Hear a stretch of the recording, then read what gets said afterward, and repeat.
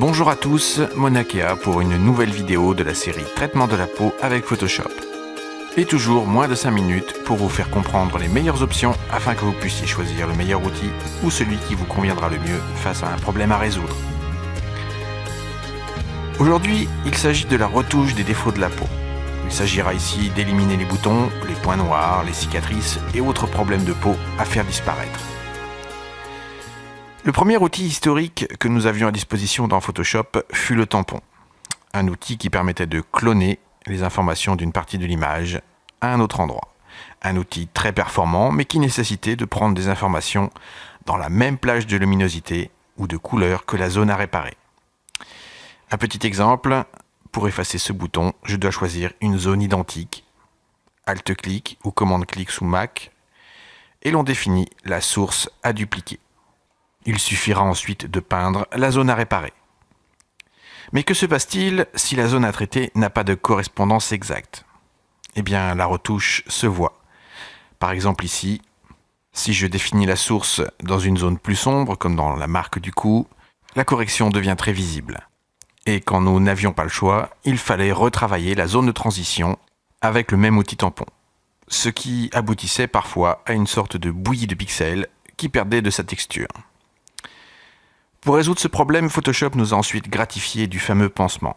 Son usage est très simple, on sélectionne grossièrement la zone à corriger, on déplace la sélection pour aller chercher une zone de remplacement, ce qui permet très visuellement de choisir exactement la zone qui se raccordera le mieux, et bam, la magie opère. Photoshop va conserver la texture du pansement et adapter la couleur en fonction de la luminosité et de la couleur de la zone à corriger. Le pansement est un outil très performant, très visuel, et s'il vous convient, adoptez-le. Enfin, l'outil que je vais vous recommander est l'outil correcteur. Il fonctionne en combinant le meilleur de ces deux outils, le tampon et le pansement. Mais surtout, il va avoir l'avantage de pouvoir travailler de manière non destructive sur notre image. Donc c'est parti pour la démonstration.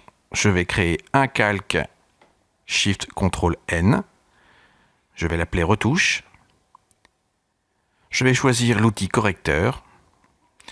Je vais d'abord vérifier qu'il va bien chercher les informations sur les calques actifs et inférieurs. Il suffit de faire, comme pour l'outil tampon, un Alt-clic ou commande-clic pour définir la zone de retouche. Et là, je peux, comme avec l'outil brosse, choisir la taille et la dureté de ma souris.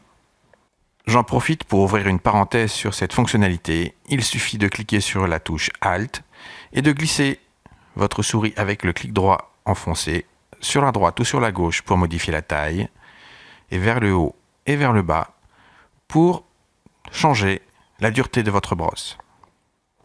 Parenthèse fermée, une fois que j'ai choisi la taille et la dureté de ma brosse, je n'ai plus qu'à peindre sur la zone à corriger. Un travail impeccable en un seul clic. Un autre exemple avec un autre bouton, Alt-clic pour définir la zone, et je corrige. Donc, comme vous le voyez, les retouches se font sur un calque. On pourra par la suite l'estomper, si l'on souhaite malgré tout garder les traces de ses défauts. Cela va être très pratique pour minimiser une cicatrice sans la faire totalement disparaître, ou tout simplement pour estomper des rides marquées.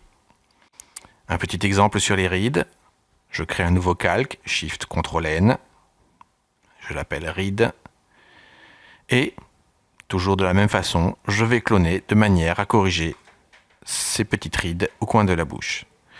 Je réduis ensuite l'opacité de ce calque, 30-40% dans ce cas, et la ride réapparaît très légèrement. Donc c'est à vous maintenant de choisir quel outil vous allez intégrer, le pansement pour sa rapidité, ou alors l'outil correcteur pour son côté non destructif et sa très grande souplesse. Je vous dis à bientôt pour une nouvelle vidéo de moins de 5 minutes pour une meilleure photo. Bon Photoshop à tous!